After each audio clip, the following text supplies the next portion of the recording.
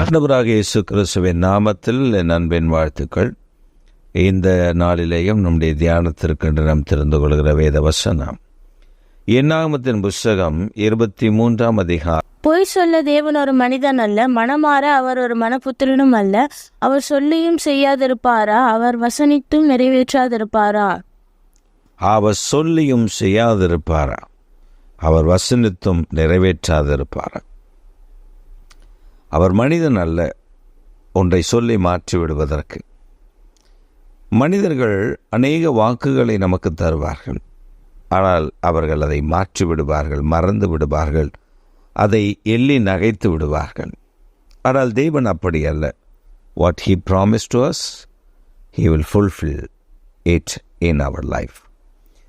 எதை அவர் நமக்கு வாக்குத்தத்தம் பண்ணுகிறாரோ அதை நம்முடைய வாழ்க்கையில் நிறைவேற்றி விடுகிற கர்த்தர் என்பதை நாம் அறிந்து கொள்ள வேண்டும்.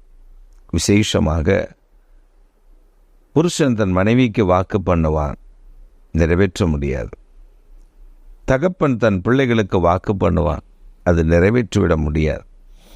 ஆனால் தேவனாகிய கர்த்தர் தம்முடைய இரத்தத்தினால் கழுவப்பட்டு தேவனாகிய கர்த்தரால் தெரிந்து கொள்ளப்பட்ட அந்த பிள்ளைகளுக்கு, கர்த்தருடைய பிள்ளைகளுக்கு அவர் வாக்குத்தத்தம் பண்ணினதை அவர் நிச்சயம் நிறைவேற்றி விடுகிற கர்த்தர். இன்றைக்கும் அவர் ஜீவிக்கிறார் என்பதை நாம் அறிந்து கொள்ளுகிறோம். அவர் மனிதன் அல்ல சொல்லி சொல்லி மாற்றி விடுவதற்கு. அவர் மனுபுத்திரன் அல்ல மாறி பேசுவதற்கு. அவர் எதை வசனித்தாரோ அதை நிறைவேற்றுகிறவர். ஒரு சமயம் ஒரு குடும்பத்தாருக்கு, அந்த குடும்பத்தினருக்கு ஒரு வாக்கு, ஒரு உறுதி கொடுக்கப்பட்டது. அவர்களுடைய வீடு வாசல்கள் எல்லாம் கட்டி கொடுக்கப்படும் என்று சொல்லி அரசாங்கம் அவர்களுக்கு ஒரு வாக்கு கொடுத்தது. அவர்கள் அந்த வாக்கை நம்பி அந்த இடத்தை சுத்தம் பண்ணி, இந்த இடத்தில்தான் எனக்கு அரசாங்கம் கட்டி கொடுக்க போகிறது என்று ஆயத்தப்பட்டு காத்திருந்தார்கள். நாட்கள் சென்றது, வருடங்கள் உருண்டது, அவர்களுக்கு நன்மை கிடைக்கவே இல்லை. அப்பொழுது அவர்கள் பலமாய் அவர்கள் போய் பிரயாசப்பட்டார்கள், கிடைக்கவில்லை.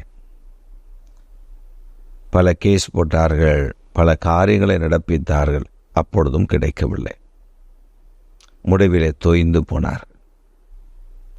மனிதன் சொன்னதை எனக்கு செய்யவில்லை என்று ஒரு 30 ஆண்டு காலம் அந்த காரியத்திற்காக அவர்கள் போராடினார்கள். கடைசியில் அந்த 30 ஆண்டு கால போராட்டத்திற்கு பின்பு அவர்களுக்கு கொஞ்சம் நீதி கிடைத்தது. ஆனால் அந்த 30 ஆண்டு காலம் அவர் போராடினதற்கு அது ஒன்றுமில்லை. ஆனால் நம்முடைய தேவன் அப்படி அல்ல. நமக்கு என்ன வாக்குத்தத்தம் பண்ணுகிறாரோ அது 100% நமக்கு நிறைவேற்ற வல்லவராய் இருக்கிறார்.